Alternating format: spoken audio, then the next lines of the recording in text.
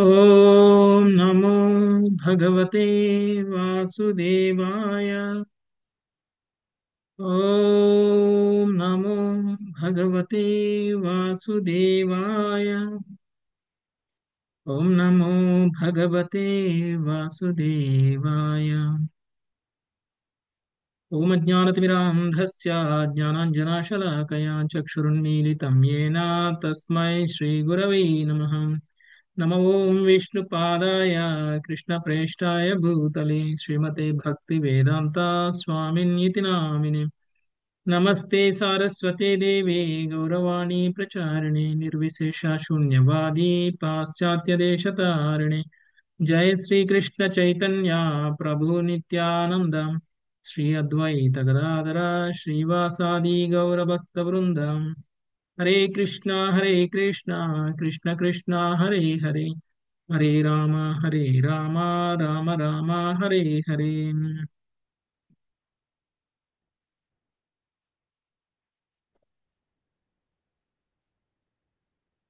హరే కృష్ణ, అందరికీ వెల్కమ్. ఈ రోజు మనము శ్రీ చైతన్య చరితామృతంని మొదటి అధ్యాయం చదవబోతున్నాం, ఆది లీలలో. దండవత్ ప్రణామాలు ప్రభుజీ. ఆల్రెడీ కొంత కొన్ని శ్లోకాలు చూసాము. మంగళాచరణం కంప్లీట్ చేసుకున్నాం. 14 శ్లోకాల వరకు కూడా మంగళాచరణం అనేటువంటి దాన్ని చూసాము. అందులో భాగంగా ఈ యొక్క కృష్ణరాజ కవి గోస్వామి ప్రార్థనలు చేయడం అనేటువంటిది జరిగింది శ్రీ చైతన్య మహాప్రభువుకి, నిత్యానంద ప్రభువుకి, తరువాత పంచతత్వకి, అద్వైతాచారికి, వీళ్ళందరికీ కూడా ప్రార్థనలు చేయడం అనేటువంటి దాన్ని మనము చూసాము. ఇందులో శ్రీ చైతన్య మహాప్రభు యొక్క అవతరణకు సంబంధించి బాహ్య కారణాలని, తర్వాత ఆంతరంగిక కారణాలని కూడా ఆయన తెలియచేయడం అనేటువంటిది జరిగింది. స్వయంగా శ్రీకృష్ణ భగవానుడే చైతన్య మహాప్రభువుగా అవతరించి ఆయన ఒక భక్తుడిగా లీలలు చేయటము అనేటువంటి దాన్ని మనకి ఇక్కడ తెలియజేస్తున్నారు. మంగళాచరణలో చెప్పబడినటువంటి ఏవైతే కొన్ని శ్లోకాలు ఉన్నాయో వాటన్నిటి గురించి వివరంగా కొన్ని అధ్యాయాల్లో మనం రాబోయేటువంటి కొన్ని అధ్యాయాల్లో మనం చర్చించబోతున్నాం. ఆ తర్వాత మన యాక్చువల్ ఆది లీల మనకి స్టార్ట్ అవుతుంది. చైతన్య మహాప్రభు యొక్క చిన్నప్పటి నుంచి జరిగేటువంటి లీలలన్నీ కూడా మనం కొన్ని కొన్ని చాప్టర్స్ తర్వాత మనం స్టార్ట్ చేసుకోబోతున్నాం. అయితే ఇంతకు ముందు మనం చదివినటువంటి శ్లోకంలో చూస్తే గౌడీయ వైష్ణవులకి అతి ప్రాముఖ్యమైనటువంటి మందిరాలు ఏమిటండి? బృందావనంలో అంటే మదనమోహనుడు, గోవిందుడు, గోపీనాథుడు గౌడీయ వైష్ణవుల యొక్క చిత్తాలని ఆకర్షించేటువంటి మందిరాలు, భగవానుడి యొక్క విగ్రహాలు, ఇవి మనకు అక్కడ తెలియచేయడం అనేటువంటిది జరిగింది. ఆ మదనమోహనుడికి, గోవిందుడికి, గోపీనాథుడికి కూడా ఆయన వందనాలని తెలియచేశారు. ఆ తర్వాత ఆయన గురుదేవునికి, భగవంతుడి యొక్క భక్తులకి, భగవంతుని స్మరించి వాళ్ళ యొక్క దీవెనలను తీసుకొని ఆయన ఈ గ్రంథాన్ని చైతన్య చరితామృతం అనేటువంటి దాన్ని చెప్పడానికి ఉపక్రమించారు. ఓకే, ఈరోజు 21వ శ్లోకం నుంచి చూద్దాం. నరసింహారావు ప్రభుజీ. తినేర స్మరణే హయ విఘ్న హరే కృష్ణ వినాశన, ప్రభుజీ. అనాయాసే హయ నిజ వాంఛిత పూరణ. తినేర స్మరణే హయ విఘ్న వినాశన, అనాయాసే హయ నిజ వాంఛిత పూరణ. అటువంటి స్మరణము సకల విజ్ఞానాలను నశింపజేసి సకల వాంఛితములు అవలీలగా నెరవేరేటట్లు చేస్తుంది. హరే కృష్ణ ప్రభుజీ. ఏవైతే దండవతులు. ఇవన్నీ కూడా ఇప్పుడు ఏదైతే స్మరించుకున్నారో భగవంతుడి యొక్క భక్తులని, భగవంతుడి యొక్క ప్రతినిధులు అయినటువంటి గురువులని, తర్వాత బృందావనంలో ఉన్నటువంటి మదనమోహనుణ్ణి, తర్వాత గోవిందుణ్ణి, గోపీనాథుణ్ణి, తర్వాత పంచతత్వని, వీళ్ళందరినీ కూడా స్మరించుకోవడం అనేటువంటిది జరిగింది. వీటన్నిటి వలన అనే అనేక రకాలైనటువంటి విఘ్నాలన్నింటి కూడా నశింపచేసి వాంఛిత ఫలములను, వాంఛితములను అవలీలంగా నెరవేరినట్లు చేయును. ఎప్పుడైనా సరే మనము గురు పరంపరని, భగవంతుణ్ణి తలుసుకోకుండా మనం మొదలు పెట్టేటువంటి ఏ ఆధ్యాత్మిక కర్మైనా కానీ అది ఫలించదు. కాబట్టి ముందుగా మనం ఏది చేసినా కానీ గురు ప్రణామ మంత్రం చేయాలి. తర్వాత మన పూర్వ ఆచార్యులందరినీ కూడా స్మరించుకోవాలి. వాళ్ళ ద్వారా శక్తిని పొంది ఆ శక్తి ద్వారా మాత్రమే మనము ఆధ్యాత్మిక కర్మను చేయాలి. అదే ప్రామాణికమైనటువంటి విధానం. భక్తి అవలంబించడానికి, భక్తి మనం చేయడానికి, భగవంతుడి పట్ల భగవంతుడి యొక్క ప్రేమను మనం పొందడానికి కావాల్సినటువంటి ప్రామాణికమైనటువంటి విధానం ఏమిటి అని అంటే, ముందు గురు ప్రణామ మంత్రం, తర్వాత ఆచార్యులను స్మరించుకోవడం, ఆ తర్వాత భగవంతుడికి నమస్కరించుకోవడం, ఆ తర్వాత మన కార్యక్రమం స్టార్ట్ చేయాలి. మనం ఇదే చేస్తాం. సో మనం పూజ చేసే ముందైనా, లేకపోతే జపం చేసే ముందైనా, మనం భాగవతం చదివే ముందైనా, భగవద్గీత చదివే ముందైనా మంగళాచరణ అందుకే చేస్తాం మనం.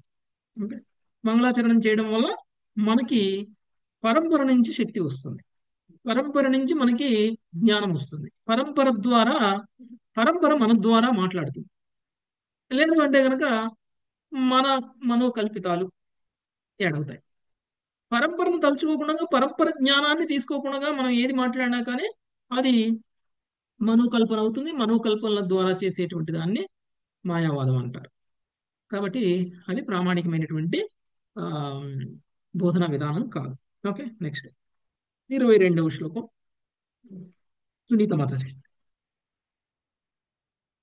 ते మంగళాచరణ హయా త్రివిధా ప్రకారం వస్తు నిర్దేశ ఆశీర్వాద నమస్కారం. సునీత కంఠమని మాత. సేమంగళాచరణ హయత్రివిధ ప్రకార వస్తు నిర్దేశ ఆశీర్వాద నమస్కార. భావము మంగళాచరణంలో వస్తు నిర్దేశము, ఆశీర్వాదము, నమస్కరించడము అనే 3 విధులు ఇమిడి ఉన్నాయి. Thank you. ఓకే, మంగళాచరణంలో వస్తు నిర్దేశం. వస్తు నిర్దేశం అంటే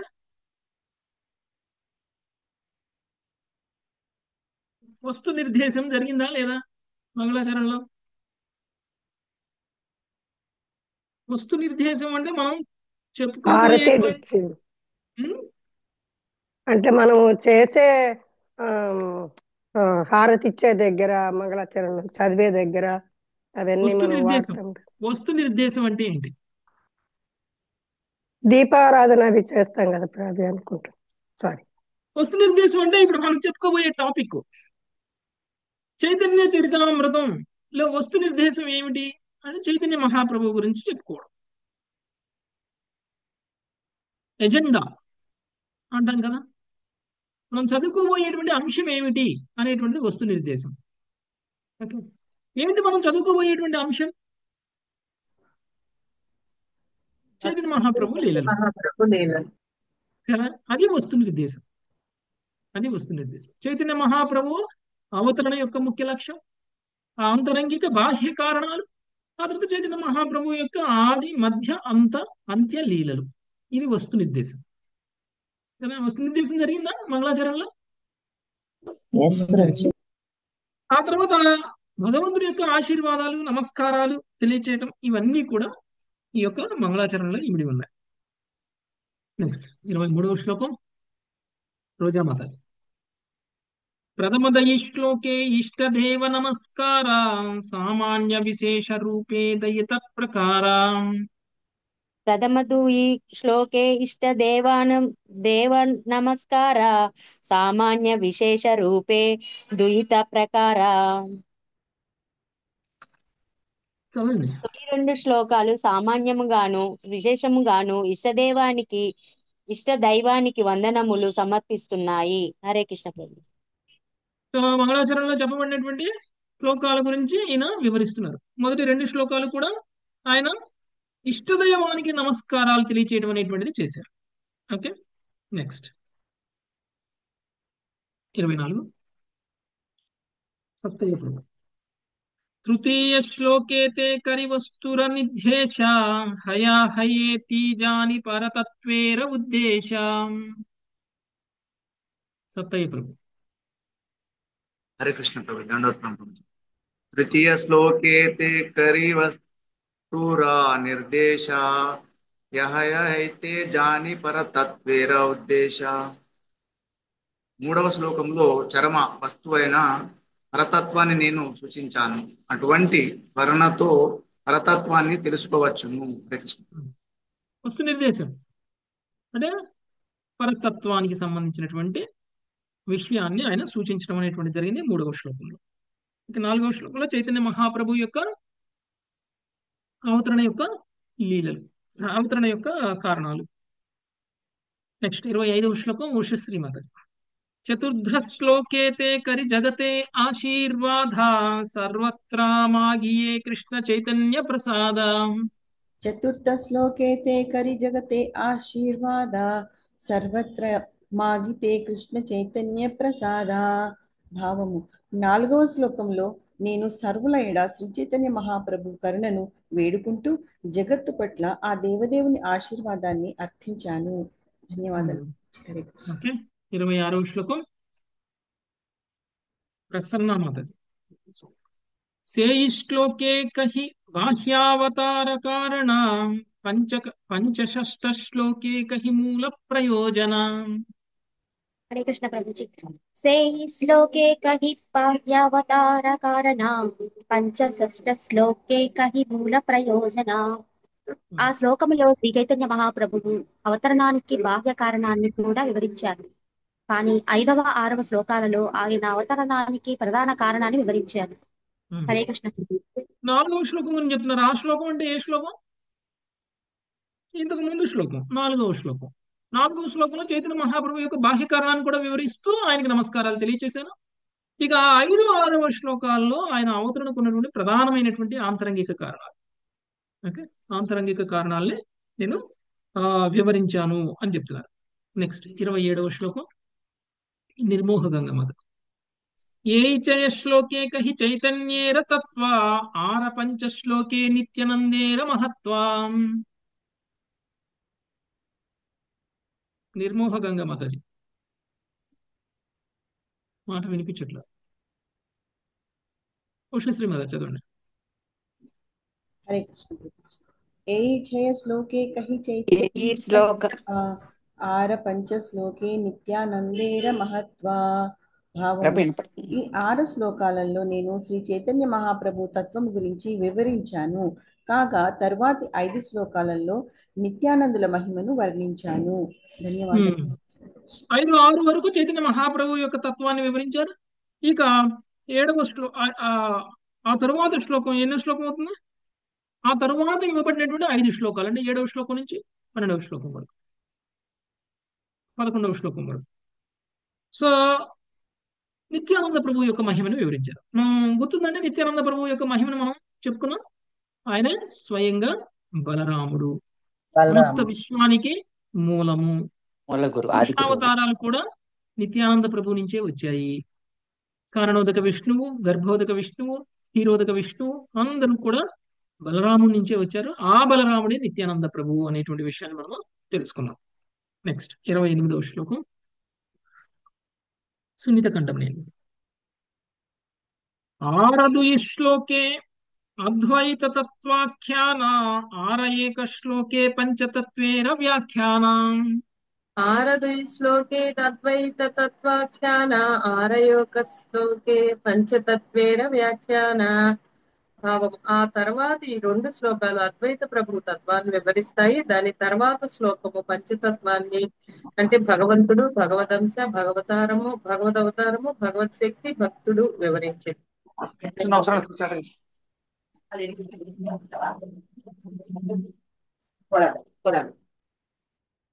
ఓకే, ఆ తరువాత 2 శ్లోకాల్లో అద్వైతాచార్య యొక్క గొప్పతనం గురించి తెలియజేశారు. అద్వైతాచారికి స్వయంగా విష్ణువుకి ఏమీ తేడా లేదు అనేటువంటి విషయాన్ని మనకి తెలియజేశారు. గుర్తుందండి, అద్వైతాచార్య స్వయంగా విష్ణు భగవానుడి యొక్క అవతారం. అందుకని ఆయన అద్వైతుడు. ద్వైతం అంటే వేరు వేరు, అద్వైతం అంటే 2 ఒకటి అని చెప్పారు. ఎవరెవరు ఒకటి? స్వయంగా విష్ణువు అంటే హరి మరియు అద్వైతాచార్యులో తేడా లేదు అనేటువంటి విషయాన్ని మనకి తెలియజేశారు. అందుకని ఆయన అద్వైతాచారి అనేటువంటి పేరు కూడా మనకి తెలియజేశారు. దాని తర్వాత శ్లోకంలో పంచతత్వాన్ని వివరించారు. 5 తత్వాలను వివరించారు. ఎవరెవరు?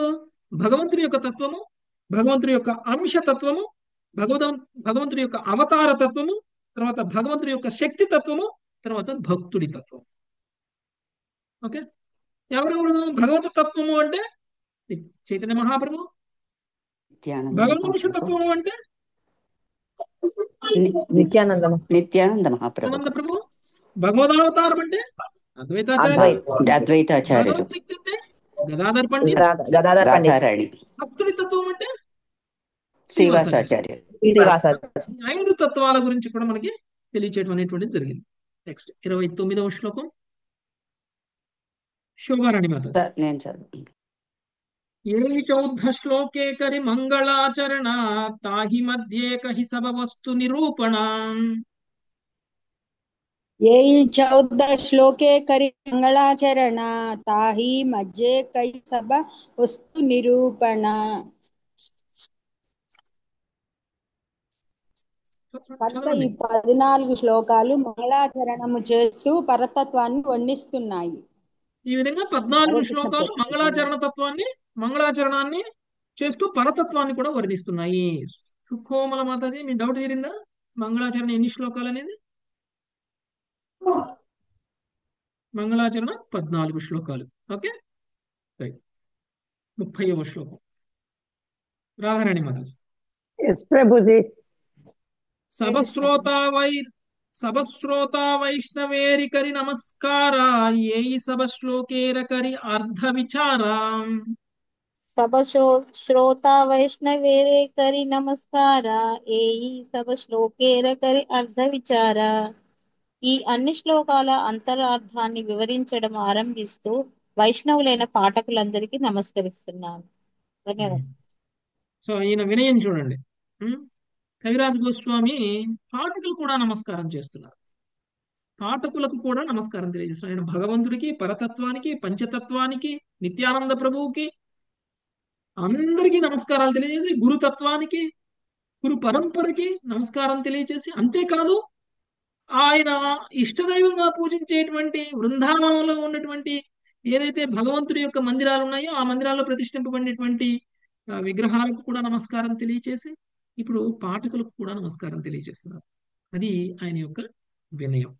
ఓకే, పాఠకులు కూడా వైష్ణవులే కదా, వైష్ణవులకి నమస్కారం తెలియజేయడం కూడా ఒక వైష్ణవ సదాచారం. ఓకే నెక్స్ట్ 31వ శ్లోకం నిర్మోహగంగా మాత. హరే కృష్ణ ప్రభు, దండవత్ ప్రణామం. సకల వైష్ణవ సునకరి ఏకమన చైతన్య కృష్ణేర శాస్త్రమత నిరూపణ. సకల వైష్ణవ సునికరి ఏకమన చైతన్య కృష్ణేర శాస్త్రమత నిరూపణ. శాస్త్రాలలో వివరించబడినట్టి శ్రీకృష్ణ చైతన్యుని ఈ కథను శ్రద్ధతో చదవమని వినమని వైష్ణవులైన పాఠకులందరినీ అర్థిస్తున్నాను. భాష్యము. శ్రీ చైతన్య మహాప్రభువు పరతత్వమే, సాక్షాత్తుగా శ్రీకృష్ణుడే. ప్రామాణిక శాస్త్రాల నుండి నిదర్శనం చేది ద్రోపరపబడినది. జనులు ఒకప్పుడు కేవలము తమ ఆలోచనల ఆధారంగా మనిషిని భగవంతునిగా అంగీకరిస్తున్నారు. వారు శాస్త్రములను పరిశీలించరు.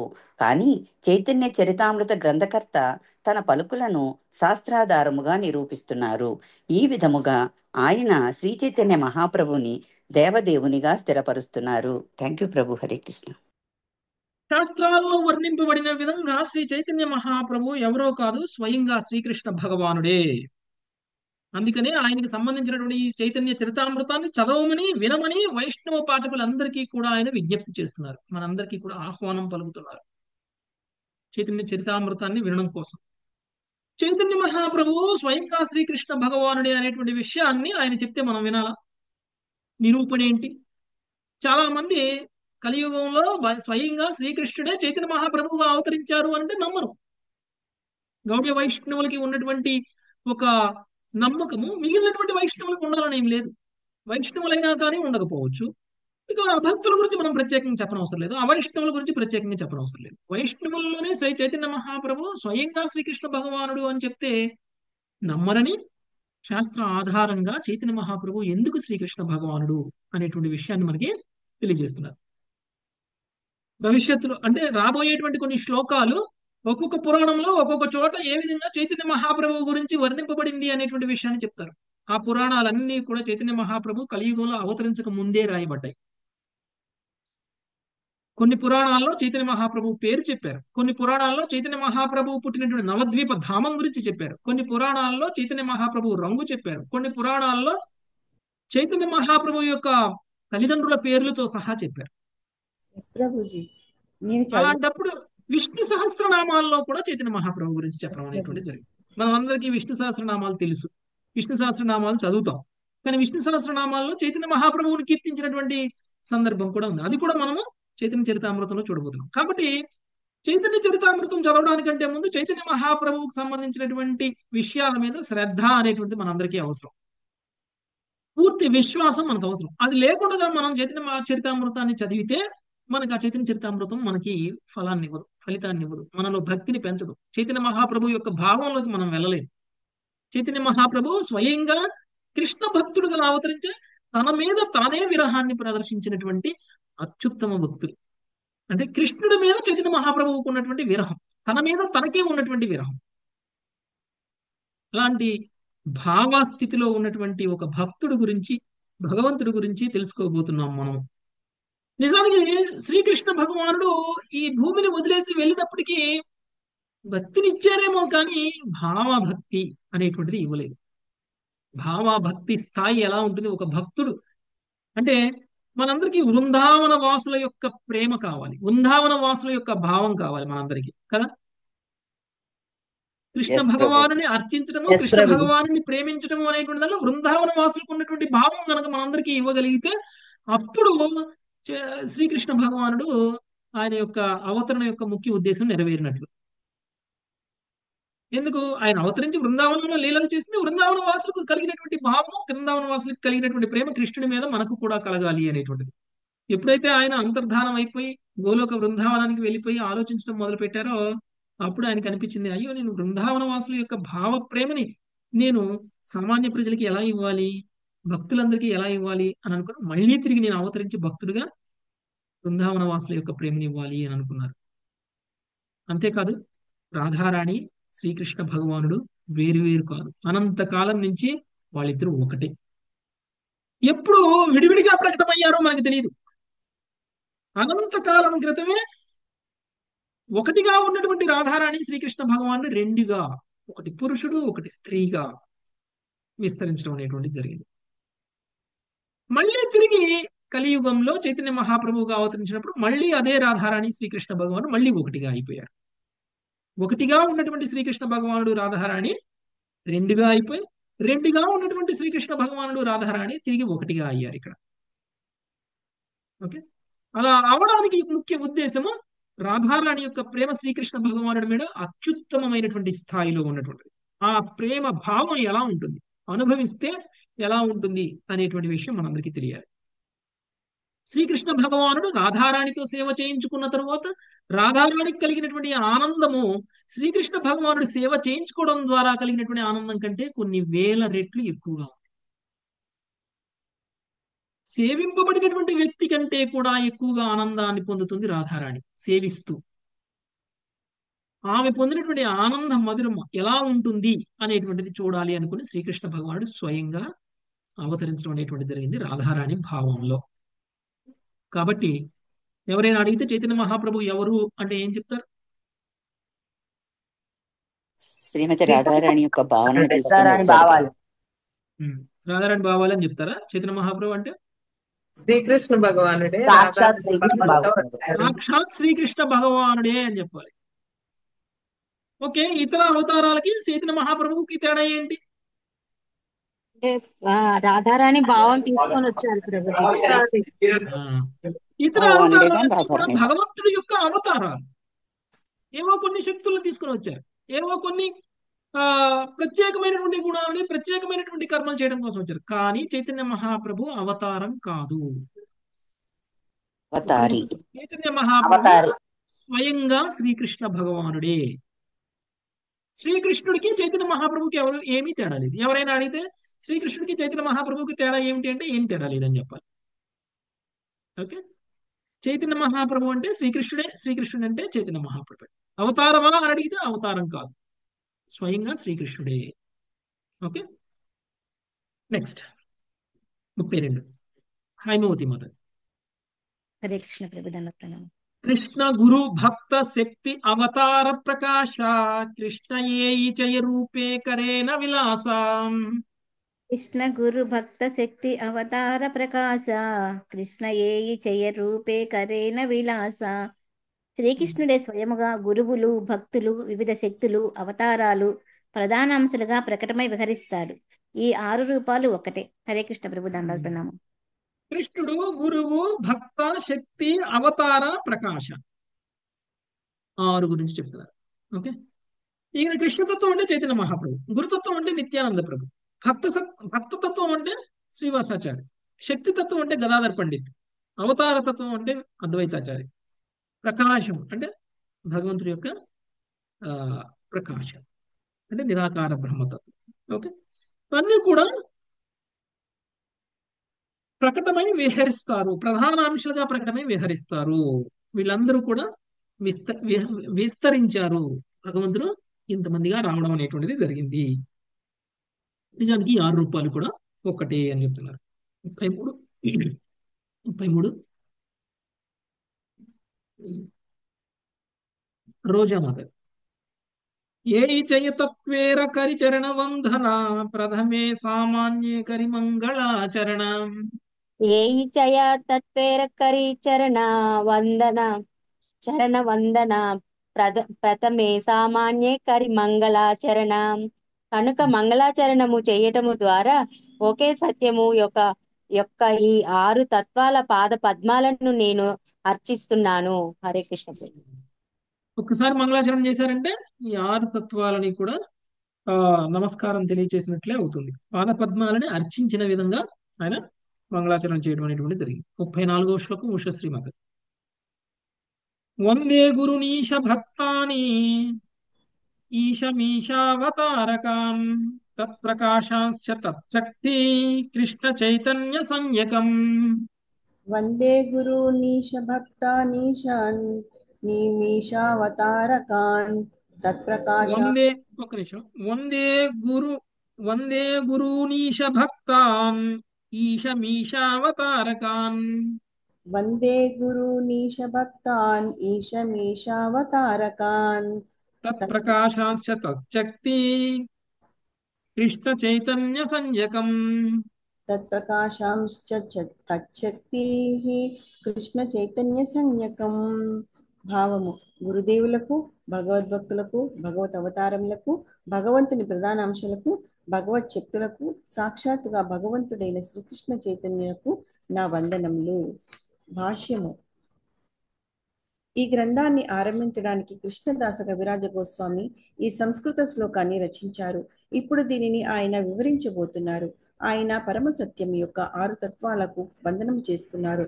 శాస్త్రాధారముగా ఆధ్యాత్మికోపదేశము చేసి ఎవరైనా గురువుగానే అంగీకరించబడతారు కనుక గురువున్ అనే బహువచనము ప్రయోగించబడింది.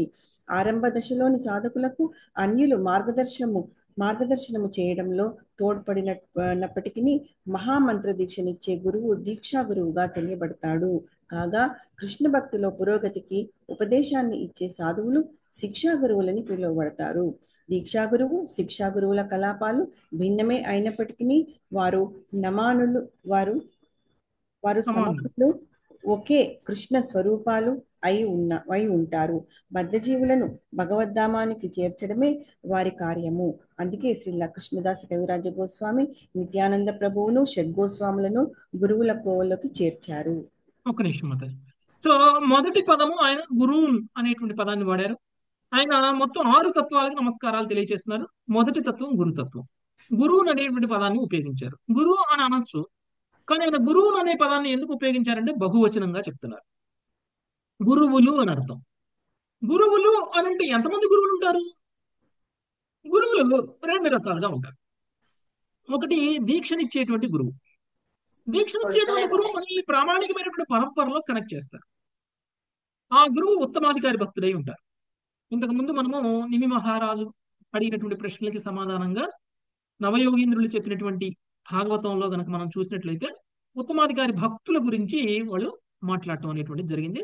ఉత్తమాధికారి భక్తుడు గురుస్థానానికి అర్హుడవుతారు. ఓకే, అంటే దీక్షణ ఇచ్చినటువంటి ఆయన మంత్ర దీక్షణ చేస్తారు. మంత్ర దీక్షణ చేయడం వలన ఆయన ద్వారా పొందినటువంటి మంత్రం యొక్క ప్రభావం ఉంటుంది. మనం ఆ మంత్రాన్ని మనం తీసుకోవడం వల్ల.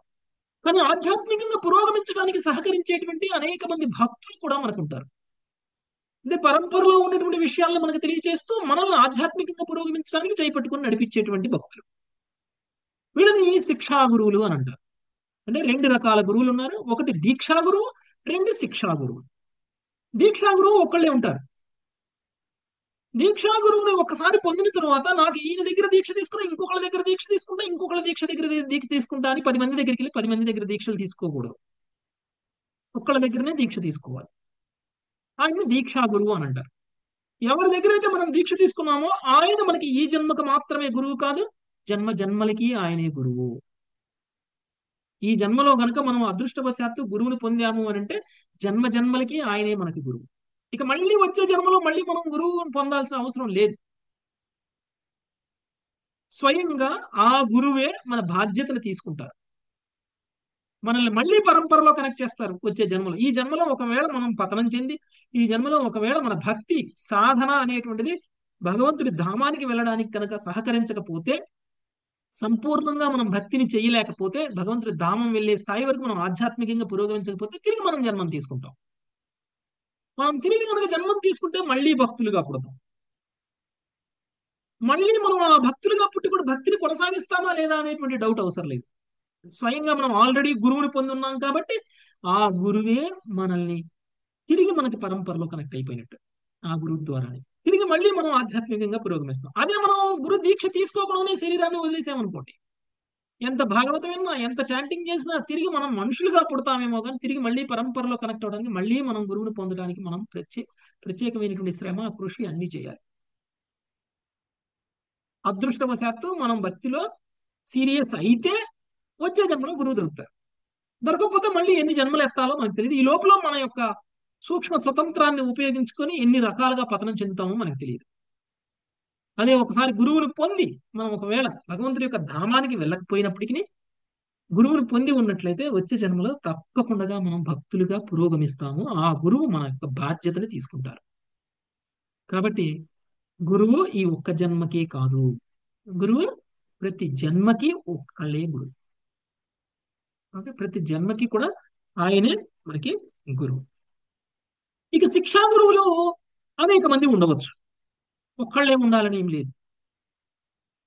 కానీ మనము ఎవరినైనా ఒకళ్ళని శిక్షా గురువుగా ఎంచుకొని వాళ్ళ యొక్క ఆధ్వర్యంలో పురోగమించేటువంటి ప్రయత్నం చేయాలి. మిగిలిన వాళ్ళు కూడా శిక్షా గురువులు అవుతారు, కానీ వాళ్ళు కేవలం మనకి జ్ఞానాన్ని ఇవ్వడం వరకే ఉంటారు. కానీ మిమ్మల్ని ఆధ్యాత్మికంగా పురోగమించడానికి, మీ డైలీ సాధనని మానిటర్ చేసి మిమ్మల్ని గురువు దగ్గరికి తీసుకువెళ్ళే స్థాయి వరకు, ఆధ్యాత్మికంగా పురోగమించేంత వరకు మానిటర్ చేసేటువంటి వాళ్ళు ఎవరో ఒకళ్ళు ఇద్దరిని ఎంచుకోవచ్చు.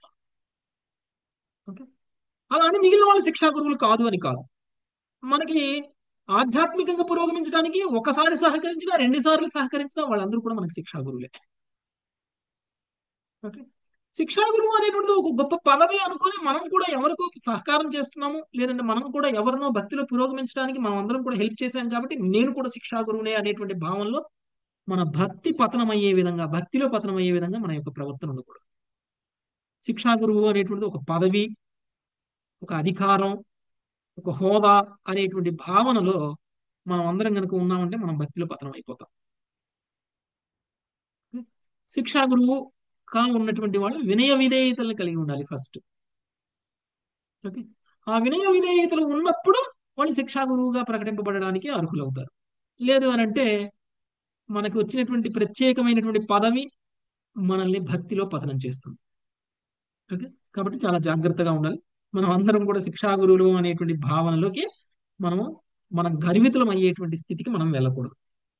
ఇక మరి శిక్షా గురువు, దీక్షా గురువు విషయంలో మన ప్రవర్తన ఎలా ఉండాలి?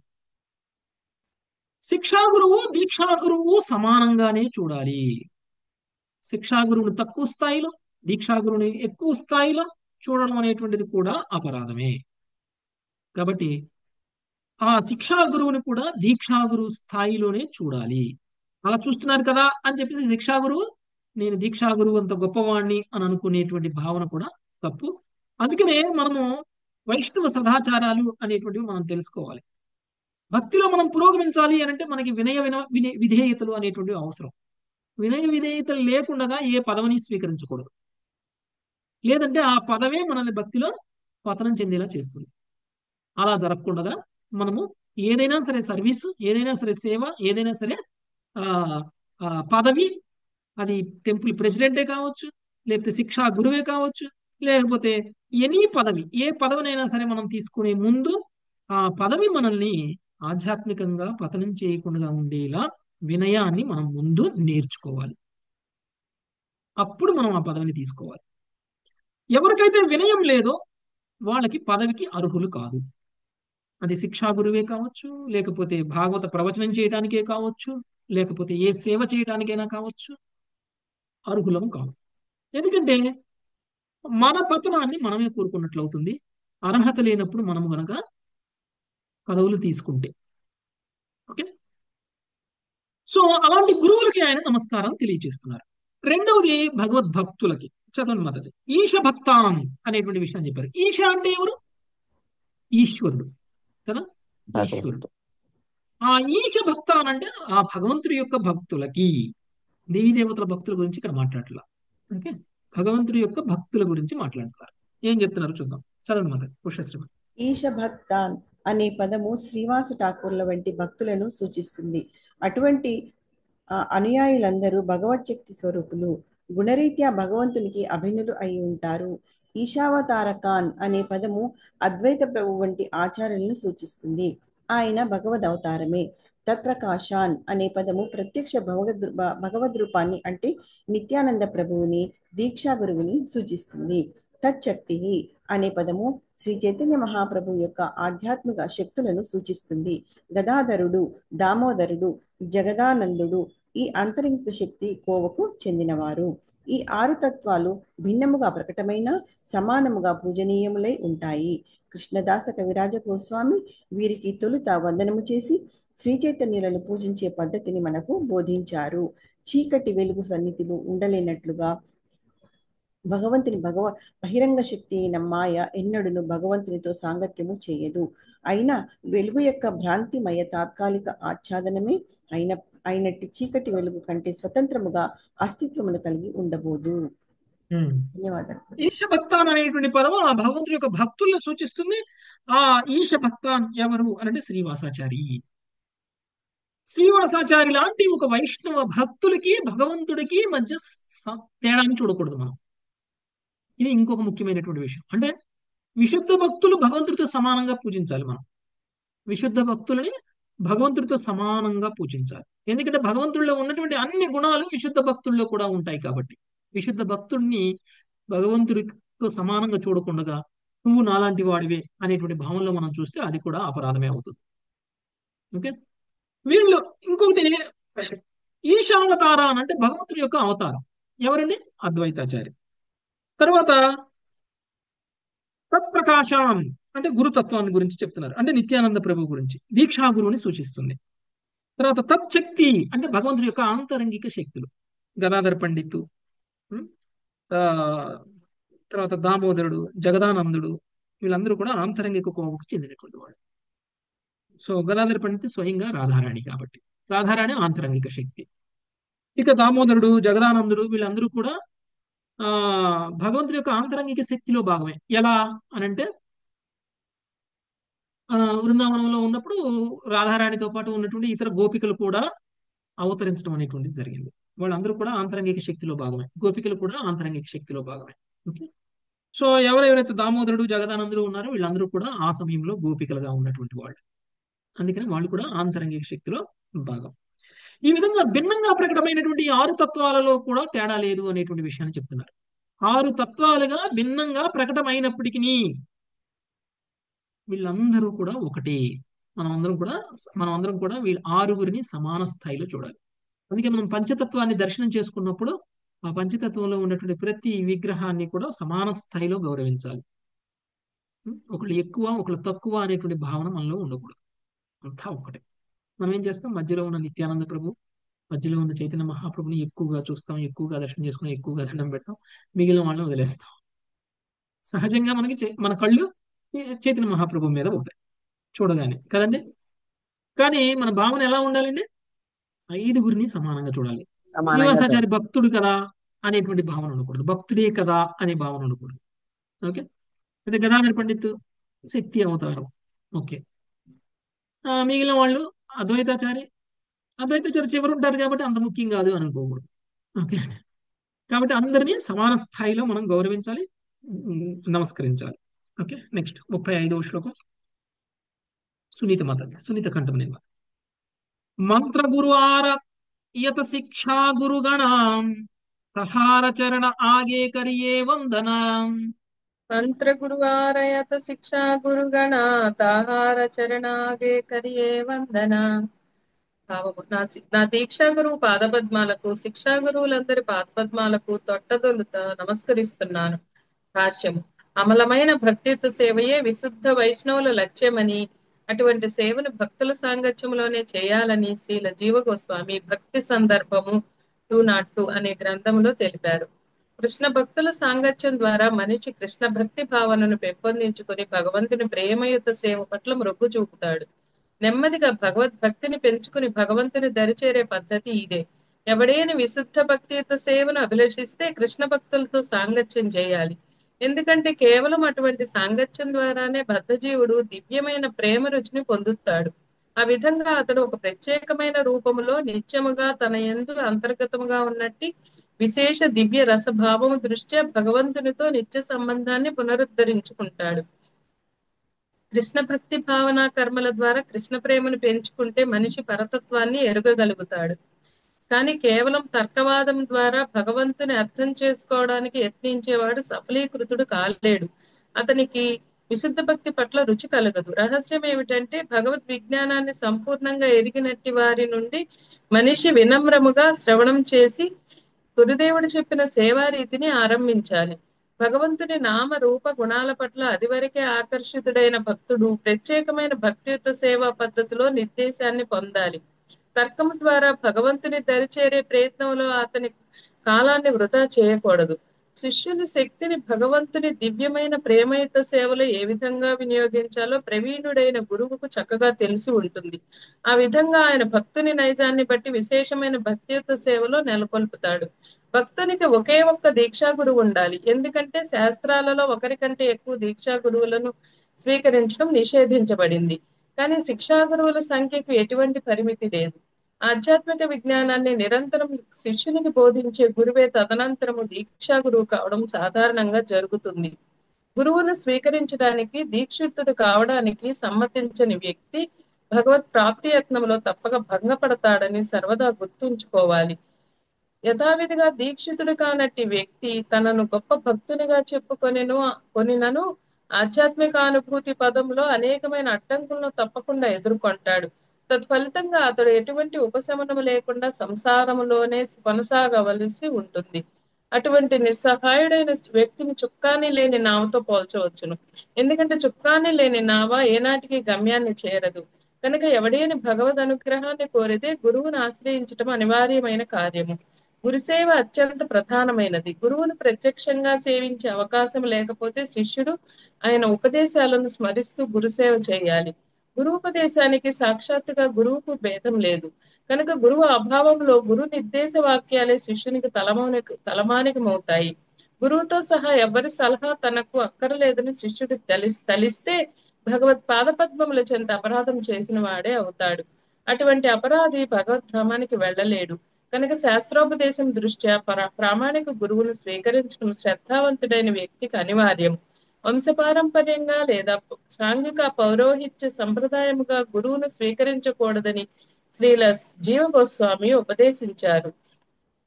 నిజమైన ఆధ్యాత్మిక అవగాహన పురోగతికే మనిషి యోగ్యుడైన గురువును అన్వేషించాలి. Thank you Prabhuji. Hare Krishna. So కొన్ని ముఖ్యమైనటువంటి విషయాలు మనం ఇక్కడ తెలుసుకోవాలి. దీక్షా గురువు యొక్క పాదపద్మాలకి ఆయన నమస్కారం తెలియజేస్తున్నారు. అంతేకాకుండా శిక్షా గురువులందరి యొక్క పాదపద్మాలకు కూడా ఆయన నమస్కారాన్ని తెలియజేస్తున్నారు. నిజానికి ఈయన దీక్షా గురువు అని అన్నారు, కానీ ఫలానా ఆయన నా దీక్షా గురువు అని చెప్పలేదు. ఇక్కడ ఫలానా ఆయనకి నేను నమస్కారం తెలియజేస్తున్నాను అని చెప్పలేదు. మన అందరం కూడా వైష్ణవ సదాచారంలో నేర్చుకోవాల్సిన ఇంకొక ముఖ్యమైనటువంటి విషయం ఏమిటి అని అంటే, మన దీక్షా గురువు పేరుని మనం ఎవరికి చెప్పాల్సిన అవసరం లేదు, చెప్పకూడదు. పర్సనల్ మనంతరకు మనం చెప్పకూడదు. ఎవరైనా 1-2 సార్లు అడిగితే అప్పుడు చెప్పొచ్చు. అది కూడా 10 మంది వినే విధంగా చెప్పకూడదు.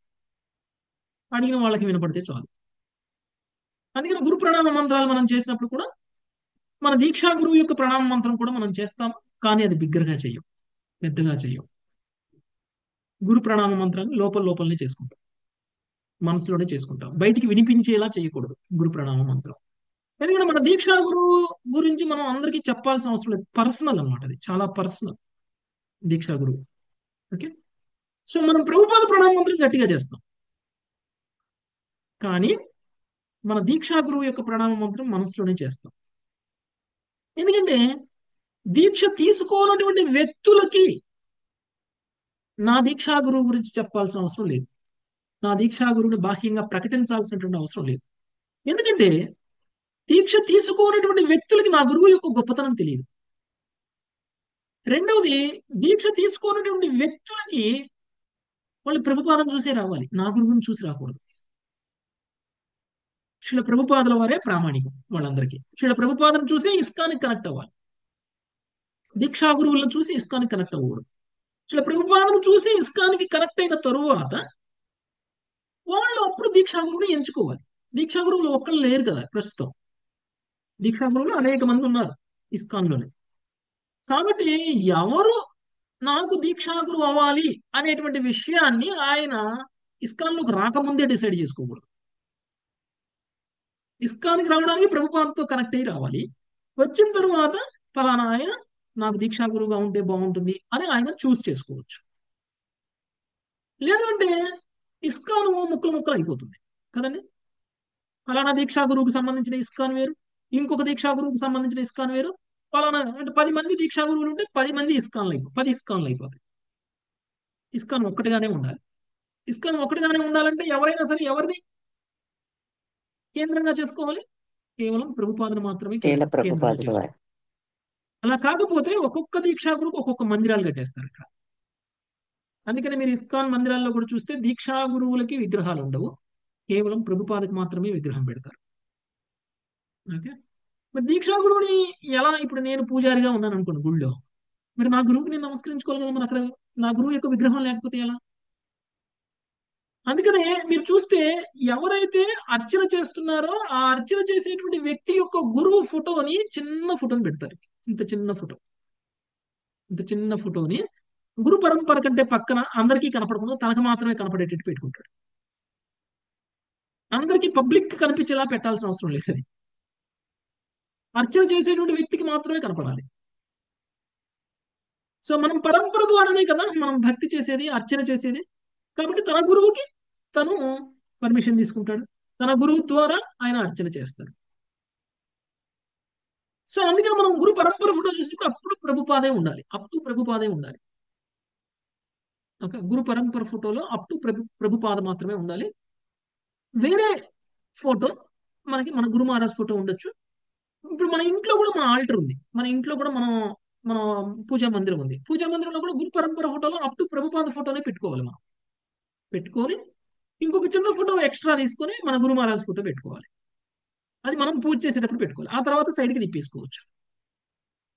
ఎందుకంటే మన ఇంట్లోకి పద్దాగా ఎవరో ఒకళ్ళు వచ్చి దర్శనం చేసుకుంటున్నారు అనుకోండి, అప్పుడు సైడ్ పెట్టాలి. ఎవరు వచ్చేది లేదు, ఎవరు దర్శనం చేసుకునేది లేదు, మన ఇంట్లోకి వచ్చినా కానీ వస్తారు, తింటారు, పోతారు, భగవంతుడు దర్శనం చేసుకుంటా అని ఎవరంటారు అని అనుకుంటే ఓకే, ఆ గురు మహారాజ్ ఫోటో కూడా పెట్టుకోవచ్చు.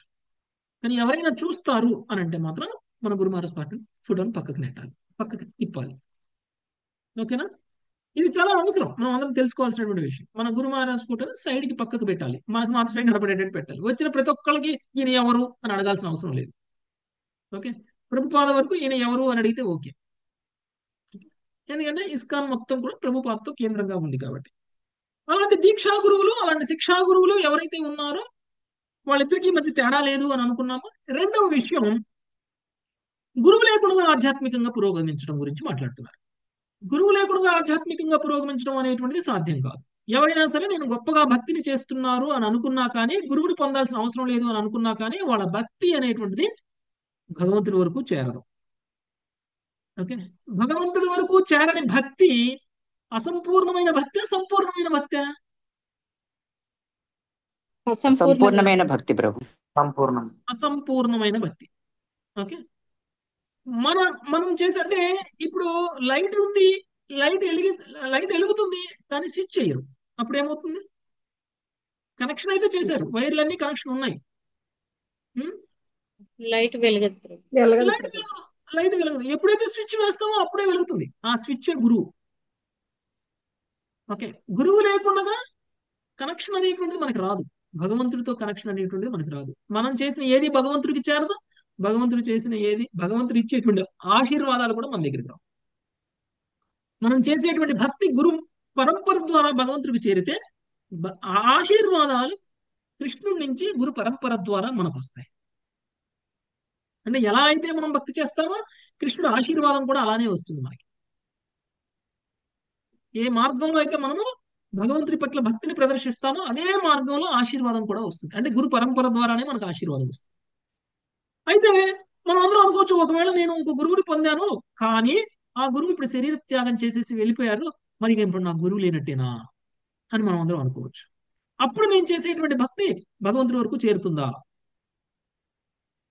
చేరుతుంది. ఎలా అంటే గురువు లేనటువంటి సమయంలో గురువు మనకి ఇచ్చినటువంటి ఇన్స్ట్రక్షన్స్ ఏవైతే ఉన్నాయో అవే మనకి గురువు. ప్రభుపాద ఇప్పుడు పుస్తకాల రూపంలో మనతో ఉన్నారు కదండి. ప్రభుపాద ఇప్పుడు మనకి పుస్తకాల రూపంలో మనతోనే ఉన్నారు. ప్రభుపాద అన్నారు, మీరు శరీర త్యాగం చేసిన తర్వాత మరి ఎలా మాకు అని అంటే, నేను శరీర త్యాగం చేసినా కానీ నేను మీతోనే ఉంటాను, నా పుస్తకాలలోనే నేను ఉంటాను అనేటువంటి విషయాన్ని చెప్పారు. అంటే శ్రీల ప్రభుపాదుల వారు ఇచ్చినటువంటి ఇన్స్ట్రక్షన్స్ ఏవైతే ఉన్నాయో అవి గురువుతో సమానం మనకి. అంతేకాదు మన గురువు ఇచ్చినటువంటి మనకి ఇన్స్ట్రక్షన్స్ కూడా ఏవైతే ఉంటాయో ఆ ఇన్స్ట్రక్షన్స్ మనం ఎప్పుడూ గుర్తుపెట్టుకుంటే గురువుని మర్చిపోయినట్లుగా, గురు పరంపరతో కనెక్ట్ అయినట్లే. కాబట్టి గురువును పొందినటువంటి వ్యక్తులు మనం తెలుసుకోవాల్సింది ఏమిటి అంటే, గురువు యొక్క ఆదేశాలని తూచా తప్పకుండా పాటించాలి. గురువు ఒకవేళ మీరు భక్తిలో పురోగమించడం కోసం 4 నియమాలు వదిలేయాలి అని చెప్పారు కాబట్టి ఆ 4 నియమాలు వదిలేయడము అనేటువంటిది గురువు ఇన్స్ట్రక్షన్ గా భావించి మనం అవి చెయ్యాలి. ఎప్పుడైతే మనం ఆ 4 నియమాలను పాటించలేదనుకోండి, గురువు అపరాధం. గురువు అపరాధం చేసేటువంటి వ్యక్తి నరకానికి వెళ్తారు. కాబట్టి 4 నియమాలు పాటించడం విషయంలో మీ మీద మీకు నమ్మకం లేకపోతే గురువును పొందవద్దు. ఓకే, మనం 4 నియమాలు పాటిస్తే ఏంటి, పాటించకపోతే ఏంటి, గురువుని పొందేస్తాను, అదొక అలంకరణ, అందరికీ గురువులు ఉన్నారు నాకు కూడా గురువు ఉంటారు అని అనుకుంటే గనక గురువుని పొందాము అంటే 4 నియమాలు పాటించకుండా గురువు పట్ల అపరాధం చేస్తున్నట్లు. మీరు గురువుని పొందకపోయినా కానీ మీరు ఆధ్యాత్మికంగా ఎంతో కొంత ఒక స్థాయిలో ఉంటారేమో, కానీ గురువును పొంది గురువు పట్ల అపరాధం చేస్తే కనుక మనం పతనం చెందుతాం. దానివల్ల మనకి అపరాధం జరుగుతుంది, దానివల్ల మనం నరకానికి వెళ్తాం. ఓకే, అలాంటి తప్పు చేయకూడదు. కాబట్టి గురువు యొక్క ఇన్స్ట్రక్షన్ ఫాలో అవడం అనేటువంటిది చాలా ఇంపార్టెంట్. 4 నియమాలు పాటించాలి, 16 మాలలు జపం చేయాలి. ఇది గురువు ఇన్స్ట్రక్షన్. తర్వాత ఇంకా గురువు ఏమేమి ఇన్స్ట్రక్షన్స్ ఇచ్చారు అంటే, మనం అందరం కూడా ప్రచారం చేయాలి, మనం అందరం కూడా ప్రచారం చేయాలి అనేటువంటిది గురువు ఇచ్చినటువంటి ఇన్స్ట్రక్షన్. అంటే అందరూ మీరు మాట్లాడలేరు కదండి, అందరూ క్లాసులు చెప్పలేరు కదా, అంటే ఏ స్థాయిలో చేయగలిగితే ఆ స్థాయిలో. కొంతమంది పుస్తకాలు వితరణ చేసి పుస్తక వితరణ ద్వారా కూడా ప్రచారం చేయొచ్చు. ఓకే, మీరు చైతన్య చరితామృతము, శ్రీమద్ భాగవతము పుస్తకాల వితరణ చేశారు, భగవద్గీత వితరణ చేశారు అనుకోండి, మీరు పరంపరలో ఉన్నటువంటి మెసేజ్ అందరికీ చేరదీస్తున్నట్టే. అందుకనే మనం ప్రతి సంవత్సరం డిసెంబర్ మంత్ మనం ప్రత్యేకించి పుస్తక వితరణకి ప్రత్యేకంగా వాడుకుంటాం. ఇస్కాన్లో ప్రతి డివోటీ కూడా డిసెంబర్లో రోడ్ల మీద తిరుగుతారు పుస్తకాలు పట్టుకుని. ఓకే, సో ఆ విధంగా మనం అందరం కూడా మన గురు పరంపరలో చెప్పబడినటువంటి విషయాన్ని మనము అందరికీ కూడా ప్రచారం చేసేటువంటి ప్రయత్నం చేయాలి. ఇక శిక్షా గురువుని దీక్షా గురువుని సమాన స్థాయిలో చూడకపోవడం కూడా అపరాధమే. శిక్షా గురువుని వేరుగా, దీక్షా గురువుని వేరుగా, శిక్షా గురువుని లెక్క చేయకుండా ఉండడం, ఇలాంటివన్నీ చేశామంటే అది కూడా శిక్షా గురువు పట్ల మనం చేస్తున్నటువంటి అపరాధమే. కాబట్టి గురువు యొక్క నిర్దేశాన్ని పాటిస్తూ వైష్ణవ అపరాధం జరగకుండా భక్తిలో పురోగమించాలి అనేటువంటిది మనందరం తెలుసుకోవాల్సినటువంటి విషయం. సో ఇంకొకటి జీవగోస్వామి తెలియజేస్తున్నటువంటి విషయాన్ని కూడా ఇక్కడ మనకి తెలియజేశారు. ఎవరిని గురువుగా ప్రామాణికంగా తీసుకోవాలి అంటే, ఎవరో పౌరోహిత్యం చేసేటువంటి బ్రాహ్మణులను చూసి వీళ్ళే నా గురువులు అని అనుకోకూడదు. చాలా మంది అంటారు కదా, పౌరోహిత్యం చేసేటువంటి బ్రాహ్మణులను కూడా గురువులుగా భావిస్తారు, జ్యోతిష్యం చెప్పేటువంటి బ్రాహ్మణులను కూడా గురువుగా భావిస్తారు. ఇలాంటివన్నీ కూడా మనము చేయకూడదు. కాబట్టి భక్తి అనేటువంటిది ఇలాంటి వైష్ణవుల సాంగత్యంలో గురువుల ద్వారా చేయాల్సిందే తప్ప ఒంటరిగా కూర్చొని చేస్తాను అనంటే భక్తిలో పురోగమించము. ఒంటరిగా చేసేటువంటిది భక్తి కాదు. ఓకే, ఇది భక్తి సందర్భ అనేటువంటి గ్రంథంలో శ్రీల జీవ గోస్వామి మనందరికీ తెలియజేస్తున్నటువంటి విషయం. భక్తి సందర్భ ద్వారా. సో భక్తి అనేటువంటిది ఇంతమంది భక్తుల సమూహం లేకుండా, ఇంతమంది శిక్షా గురువులు లేకుండా, లేదు అని అంటే దీక్షా గురువు లేకుండా చేస్తే అది అసంపూర్ణమైనటువంటి భక్తి. ఓకే, కాబట్టి మనం అందరం కూడా తెలుసుకోవాల్సినటువంటి ముఖ్యమైనటువంటి కొన్ని విషయాలను ఇక్కడ మనకి తెలియజేశారు. నెక్స్ట్ 36వ శ్లోకం. ప్రసన్న మాతాజీ. శ్రీ రూప సనాతన భట్ట రఘునాథ శ్రీజీవ గోపాల భట్ట దాస రఘునాథ. శ్రీరూప సనాతన భట్ట రఘునాథ శ్రీజీవ గోపాల భట్ట దాత రఘునాథ.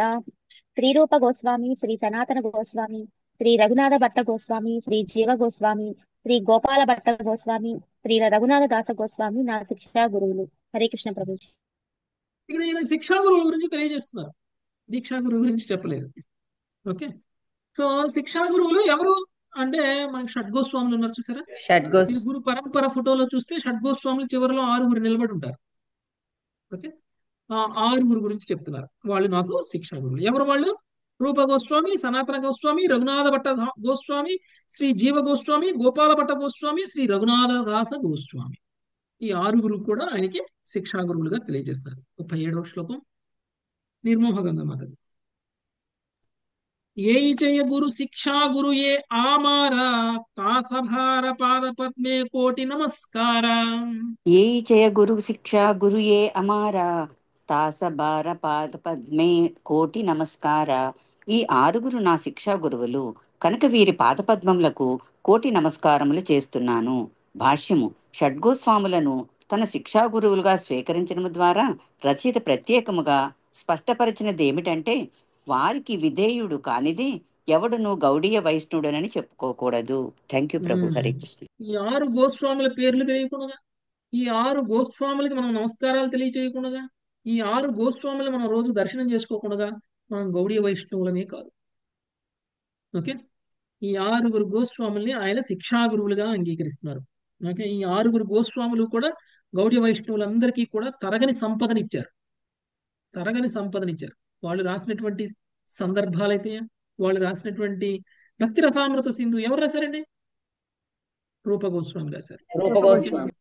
సో మనం అందరం కూడా రూపానుగులం. ఎవరు? మనం అందరం కూడా రూపానుగులం. అంటే రూప గోస్వామి ఫాలోవర్స్, షడ్గోస్వాములు ఫాలోవర్స్ అన్నమాట మనం అందరం కూడా. అందుకని మనల్ని కూడా రూపానుగులము అని అంటారు. కాబట్టి వాళ్ళని స్వీకరించకుండా, వాళ్ళని గౌరవించకుండా మనందరం కూడా వైష్ణవులుగా, ప్రత్యేకించి గౌడీయ వైష్ణవులుగా చెప్పుకోవడానికి కూడా అవ్వదు. ఓకే, నెక్స్ట్ 38వ శ్లోకం. మంజులత మత. భగవానేర భక్తయత శ్రీవాస ప్రధాన తాసభార పాద పద్మే సహస్ర ప్రణామం. భగవానేర భక్తయత శ్రీవాస ప్రధాన తాసభార పాద పద్మే సహస్ర ప్రణామ. అసంఖ్యాకమైన భగవద్భక్తులలో శ్రీవాస ఠాకూరు ప్రధానుడు. ఆయన పాద పద్మములకు నేను వేల కొలది వందనములు చేస్తున్నాను. భక్తులందరిలో ప్రధానమైనటువంటి వాడు శ్రీవాసాచార్య. ఓకే, శ్రీవాస ఠాకూర్. సో ఆయనకి పాదపద్మాలకైనా నమస్కారం తెలియజేస్తున్నారు, అంటే వైష్ణవ నమస్కారాలు. నెక్స్ట్ 39. సుకోమల మాతాజీ. అద్వైత ఆచార్య ప్రభుర అంశ అవతార తార పాద పద్మే కోటి ప్రణతి ఆమారా. అద్వైత ఆచార్య ప్రభురాంశ అవతార తార పాద పద్మే కోటి ప్రణతి ఆమారా. అద్వైతాచార్యులు భగవంతుని అంశావతారం కనుక ఆయన పాదపద్మాలకు కోటి ప్రమాణములు చేస్తున్నాను. భగవంతుడి యొక్క అంశావతారం. కాబట్టి అంటే ఈయనలో ఇంకొక అంశ కూడా ఉంది. ఓకే, శివుడి అంశ కూడా ఉంది. కాబట్టి ఈయన భగవంతుడి యొక్క అంశావతారం అన్నట్టు. అద్వైతాచార్యుడు ఇక్కడ ఆయనకి కోటి నమస్కారాలని తెలియజేస్తున్నారు. నెక్స్ట్ 40వ శ్లోకం. హైమవతి మాత. నిత్యానందరాయ ప్రభుర స్వరూప ప్రకాశ తారపాద పద్మ వందో యారమై దాస. నిత్యానందరాయ ప్రభుర స్వరూప ప్రకాశ తారపాద పద్మ వందో యారమయి దాస. శ్రీల నిత్యానందరాముడు భగవంతుని ప్రధాన స్వరూపము. ఆయన ద్వారానే నేను దీక్షితునయ్యాను కనుక ఆయన పాద పద్మాలకు నేను నమస్కరిస్తున్నాను. హరే కృష్ణ ప్రభు. దండాలు ప్రణామం. యాక్చువల్గా దీక్షా గురువు ఎవరు అనేటువంటిది ఈయన డైరెక్ట్ గా నిత్యానంద ప్రభుని దీక్షా గురువుగా స్వీకరించారు. ఓకే, యాక్చువల్ గా వీళ్ళిద్దరూ ఒక తరంలో వాళ్ళు కాదు. ఓకే, గోస్వాముల తర్వాత తరం వాళ్ళు. నిత్యానంద ప్రభు గోస్వాములకి, లేదా చైతన్య మహాప్రభు గోస్వాములకి ఇచ్చారు దీక్ష, కానీ నిత్యానంద ప్రభు నుంచి డైరెక్ట్ దీక్ష తీసుకోలేదు, కానీ ఆయన్నే దీక్షాది గురువుగా ఆయన భావిస్తున్నారు. అంటే ఇది ఈ జన్మ సంబంధం కాదు వీళ్ళకి. ఓకే, నెక్స్ట్ 41వ శ్లోకం. రంగదేవి మాతాజీ.